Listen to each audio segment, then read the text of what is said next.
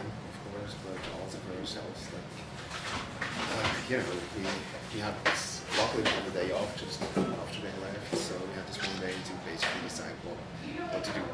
Because we were not sure if we would actually be able to carry the tour on.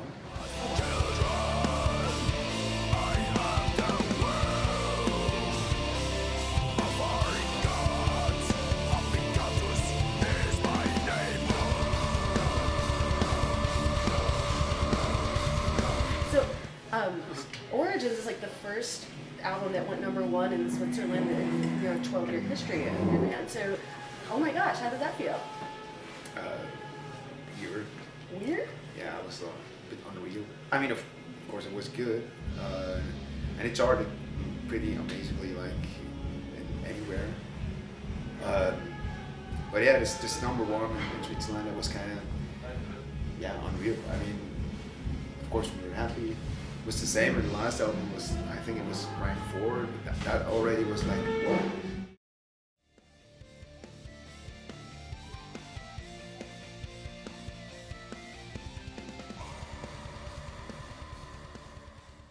So I was doing some research on you all, of course, and so you seem to kind of like tour for about 2.5 years, and then come out with another album, which is kind of. And then I read an interview that you said that your albums tend to be a mirror reflection of the band and where they are at that time. So Origins has been out about a year, so you have like another 1.5 years go, finished in 2016. What's the next album going to look like? What have you learned? You learn to jam. You learned to jam? We played a lot of acoustically last 15 months or something like that. Some of it you will hear tonight. And at some point we decided what the next album is going to be like, and I'm actually working on it right now. And it will be the second part of the acoustic content. So it will be Evocation Part 2. So with Origins, you used Tommy Vitterly, and you used Colin Richardson and John Davis. So they're excellent, they have great repertoires. How was it like working with them, and what did they bring to Origins to bring it to the level that it's at? And how are you going to top that? I mean, those guys are great. We worked with Colin and John in 2010 for a different album, actually, and that was good. I mixed the album. Everything remains as it was the album. I went over to Wales to Colin's studio, and that John Davis came in. That was just Colin's recommendation. He just said like, I have this friend, and I would like him to master it because like it would be the perfect thing to do. And so that's how that happened. But ever since, I've actually just been working with Colin, actually. And, we've been working together with him for so many years now, and it's just kind of this perfect team in a way. Because, I mean, nowadays, producing a metal album, that basically means surgery. That means clinical work. So that means you record everything completely sterile, and you often parts are recorded separately to get the best possible performance, and then everything is edited to death. That everything is perfectly in time, perfectly in tune, and made super fat and blah blah blah. And I think that just kind of takes some of the.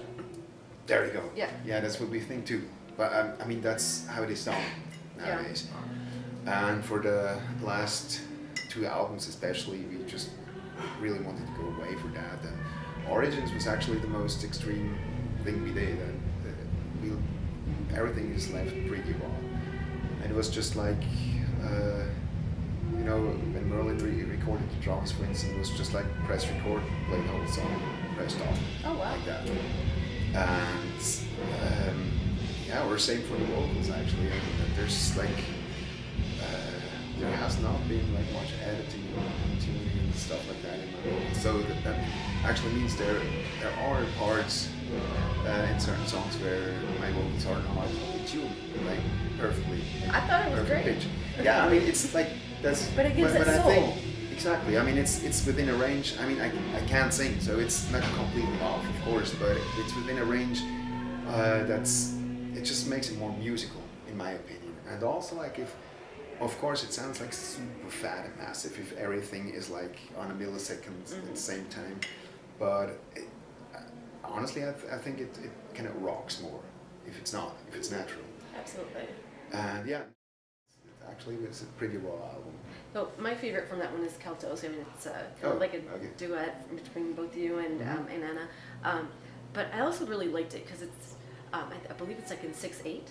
So yeah, it's in a different type of a timing structure that's not common, more folky than standard metal songs. So what can you tell me more about that song? It caused like the weirdest long discussions with Merlin because actually it is a 3/2. Oh, okay. Which is literally somehow not really possible, right? Right. But a 3/2 is actually like a 3/4 with. Damn it. Yeah, I'm trying to think of it.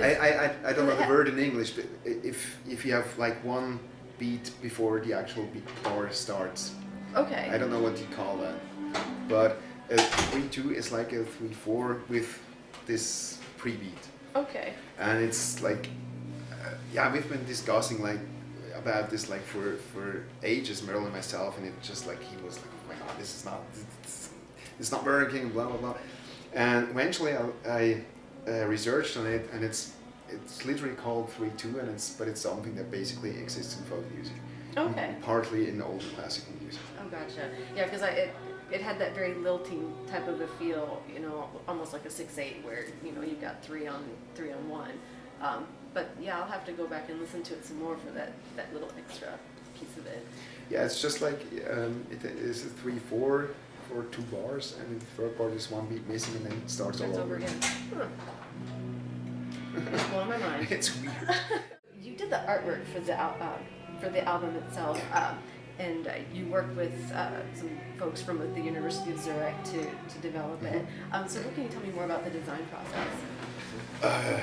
Well, in general, it was pretty much the same as usual.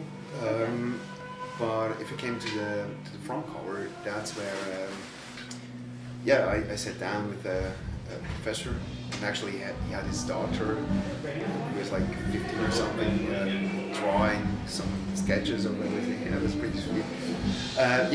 Because we decided, once the album concept was clear, we decided to have like a very simple album cover, like Helvetius, and you know the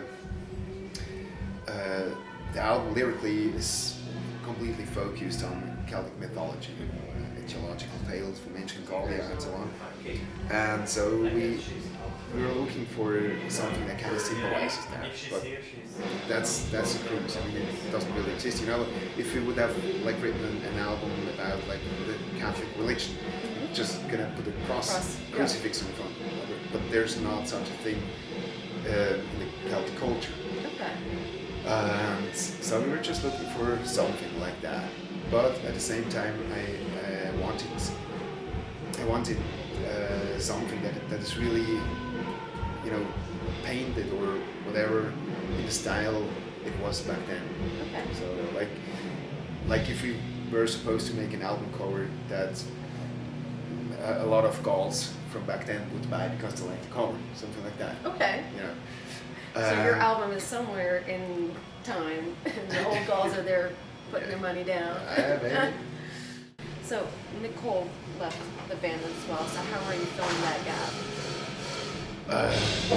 We were lucky to find this session while Chiron. She was there.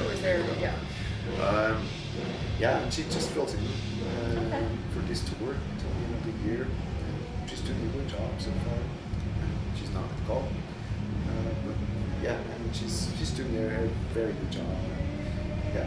Excellent. We were lucky to have found her in such a short time. Yeah, because it's only been like what, a month? Yeah. We had a month to find. So. Wow. So and then Epica, violinist. Yeah. What's next? I hope. It comes in threes. Something else is in there. Oh.